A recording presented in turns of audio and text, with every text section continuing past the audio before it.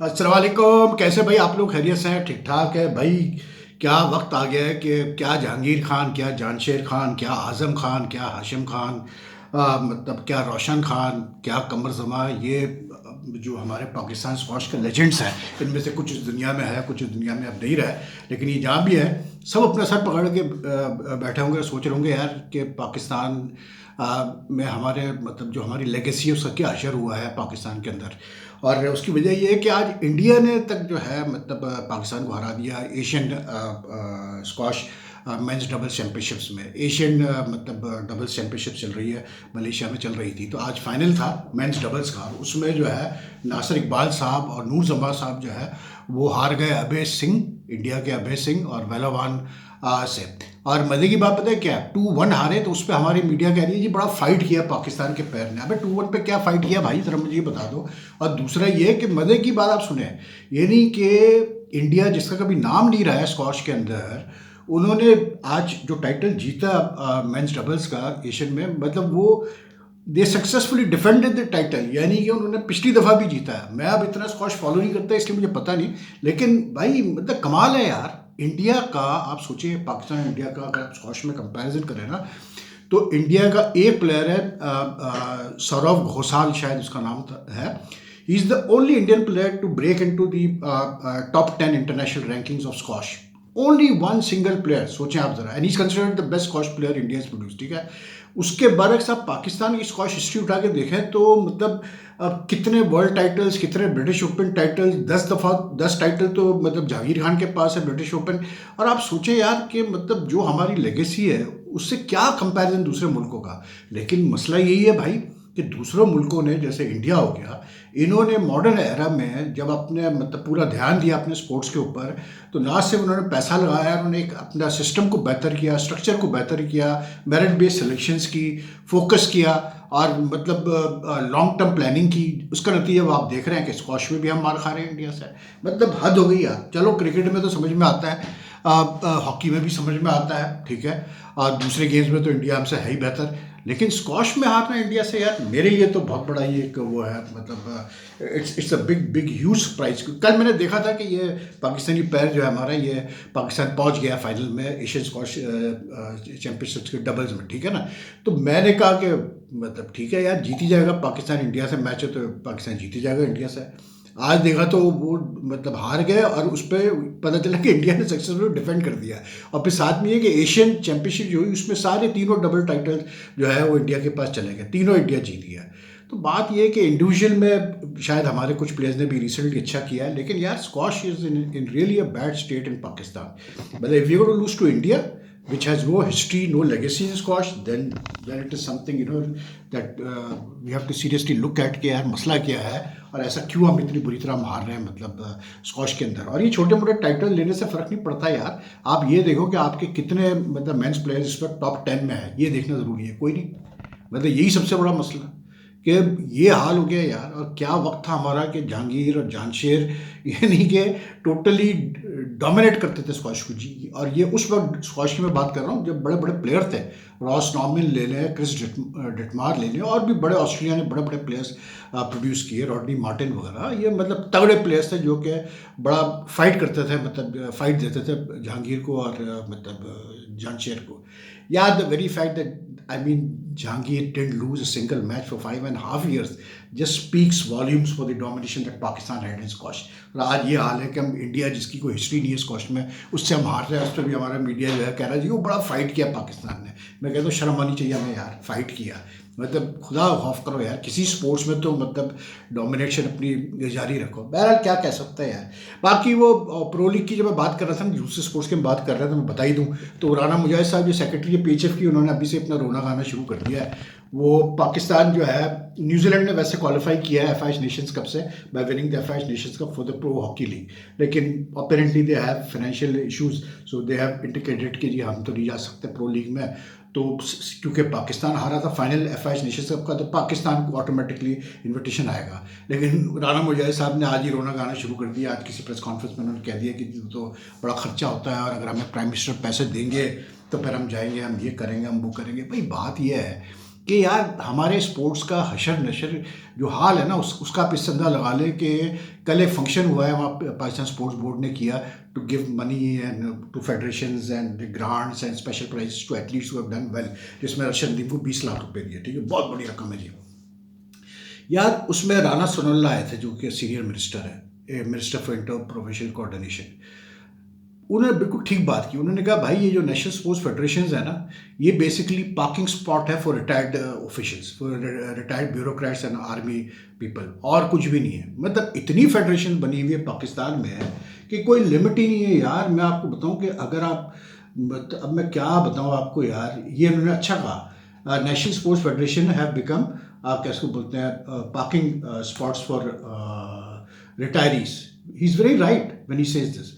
लेकिन the best part is कि यार मैं देख रहा था कि जो इन्होंने वो दिए हैं, मतलब ग्रांट्स वगैरह दिए पीएसबी ने, उसमें ये judo, karate, taekwondo, martial arts type की चीज़ों के, जियो जुट्सू, वुट्सू, शिशु, वुशु, टूशू, पता नहीं कितने तो इसके फेडरेशन बने हुए हैं। इनको आप 20-20, 25-25 लाख रुपए आप ग्रांट दे रहे हैं, 50-50 लाख रुपए ग्रांट दे रहे हैं। हालांकि कोई मतलब इन फेडरेशन का कोई ऐसा कुछ नहीं है कि आप कह के यार इनकी वजह से पाकिस्तान का नाम रोशन होगा। एक तो नया ट्रेंड पाकिस्तान में स्टार्ट हो गया है, ये भी बड़ी मजे की बात मैं आपको बताऊं कि एक नया ट्रेंड स्टार्ट हुआ है पाकिस्तान में। वो ट्रेंड ये है भाई के मतलब हर बंदा जो है, हर बंदा बंदी जो है वो बैंकॉक से वापस आ रहा है और कह रहा है जी मैंने फला बॉक्सिंग टाइटल जीत लिया, मैंने फला जो है मिक्स मार्शल आर्ट्स का टाइटल जीत लिया, मैंने फला एमएमए का टाइटल जीत लिया।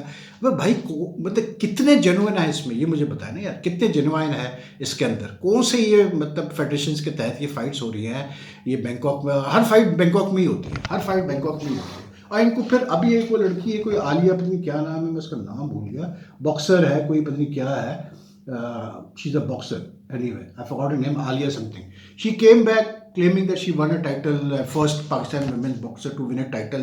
उसको सिंध गवर्नमेंट ने फटाफट पैसे भी दे दिए भाई, ठीक है।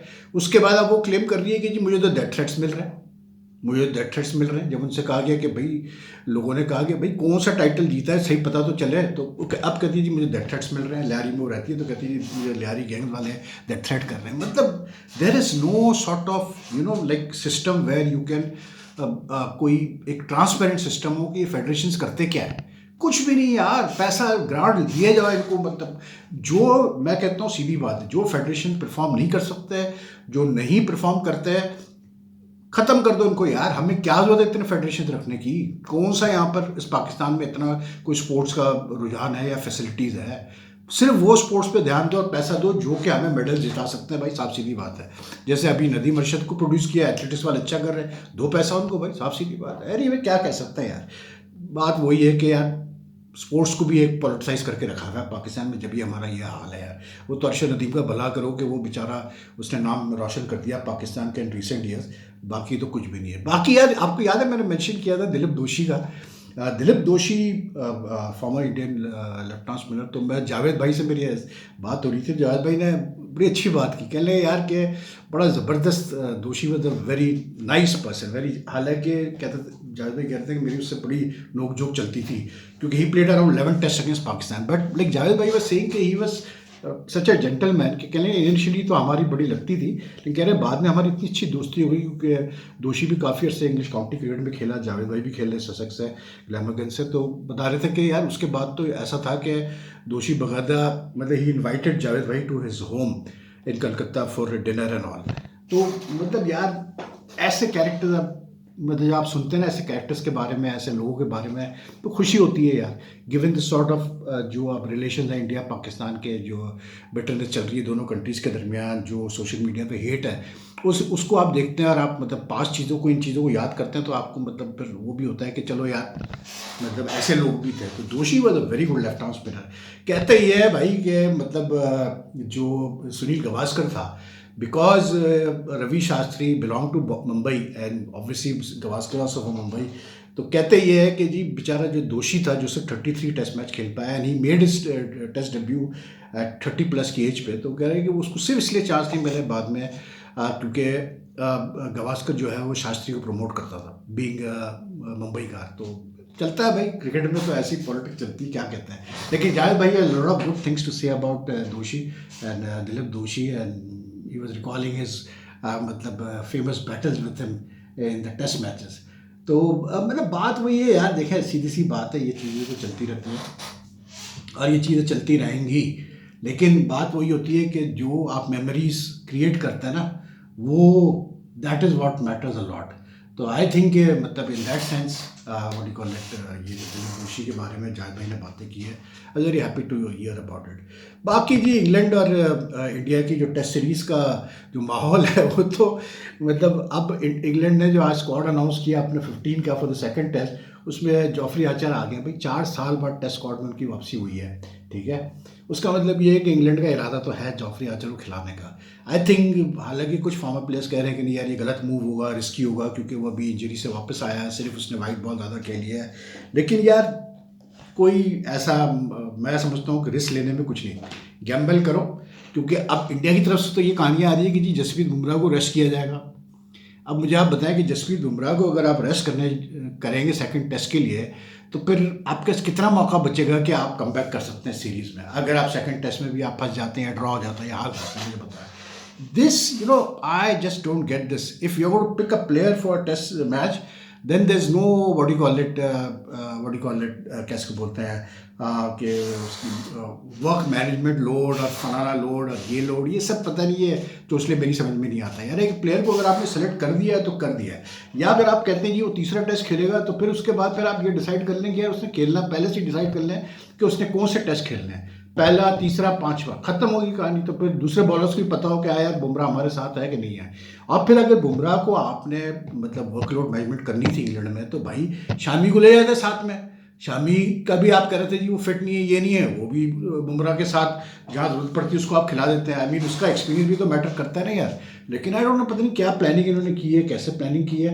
लेकिन बहरहाल बात यह है कि मुझे ऐसा लग रहा है कि ये, मुझे जो खतरा लग रहा है ना, वो ये लग रहा है कि ये इनकी जो कैंपेन है इंग्लैंड में इंडिया की, सेकेंड टेस्ट में तो हमें प्रॉपर पता चल जाएगा, लेकिन मुझे ऐसा फील होता है कि ये कैंपेन की डिरेल ना हो जाए with wrong decision, wrong selection decisions and wrong management decisions, क्योंकि फिर जो है बड़ा एक वो हो जाएगा।